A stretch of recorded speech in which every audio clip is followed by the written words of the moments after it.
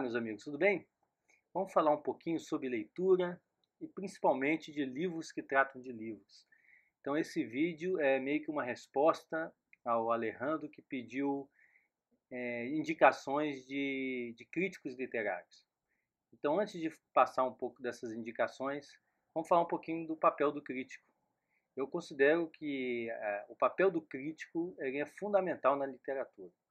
Por que eu digo isso?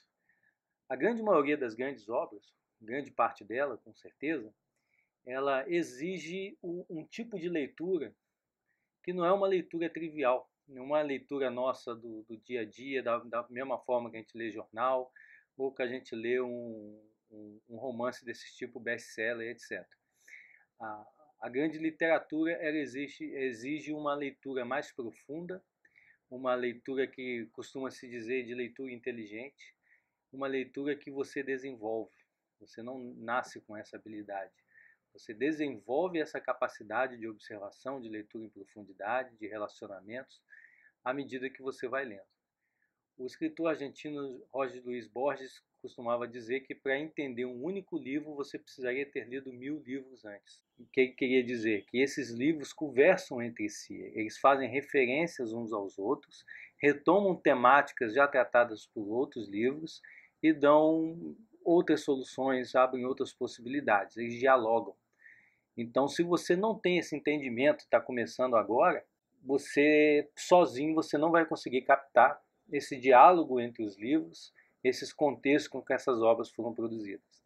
Então, é fundamental alguém que te pegue pela mão e te ajude a guiar nesse universo fantástico da grande literatura. E esse é o papel que teria o crítico literário. Infelizmente, nas últimas décadas, esse papel foi muito corrompido pelo modismo, pela influência nociva da própria academia, que transformou a crítica literária praticamente num exercício hermético, de formalismos e de voltas em si mesmos, e deixaram de considerar o verdadeiro destaque principalmente ao significado das obras. O que elas nos dizem, o que elas nos apontam, qual é a mensagem do autor, qual é a sua tese pessoal que ele está colocando ali, quais são os dilemas. A crítica, boa parte dela, passa longe disso e se deixa impressionar por besteiras e firulas como a forma da linguagem, se rompe com a forma, se não rompe com a forma. Minha primeira indicação, começando assim de uma crítica mais tradicional, é a coleção de livros do Otto Maria Carpo, História da Literatura Ocidental. Tem uma edição nova da Livraria Cultura, que são vários livros pequenos e bem mais fácil de ler, né?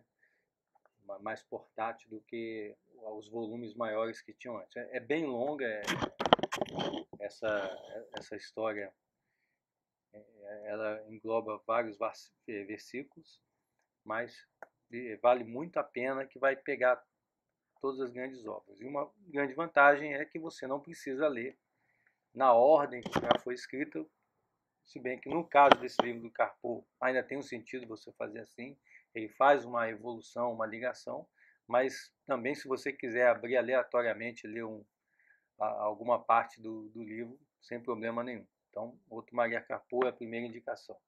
A segunda, não tem no Brasil, é o Charles Van Doren, esse livro aqui, The Joy of Reading, né, um guia para 189 dos melhores autores do mundo. Também vai lá desde a antiguidade e a parte melhor do livro, falando das tragédias gregas, das obras latinas, é simplesmente sensacional. A vantagem é que a diferença em relação ao Carpo, que enquanto o Carpo vai contando na forma de história, sem separar muito por autores e obras, o livro do Charles Van Doren não, ele separa por autores e as obras principais. Então você abre aqui, por exemplo, Aristófanes, ele vai falar de 6 obras do Aristófanes aqui, como Nuvens, né, Birds, Frogs. Então vale muito a pena, muitos insights legais nesse livro aqui. Falando um pouco agora de autores que falam de livros, né? 2 aqui, prêmio Nobel. O primeiro, Mário Vargas Llosa, tem esse livro aqui, A Verdade das Mentiras. Esse aqui é um guiazinho de bolso, que ele fala de vários livros escritos principalmente na primeira metade do século XX, mas um ou outro entrando em 1994. E podem ver aqui que eu vou marcando os livros que eu vou lendo. Então, quando eu comprei esse livro aqui, eram algumas marcações. Então, esse é um exemplo de um livro que, na verdade, foi um guia para mim. Então, o Mário Vargas foi um guru que, a partir das indicações dele, eu fui lendo uma série de livros que eu fui marcando aqui.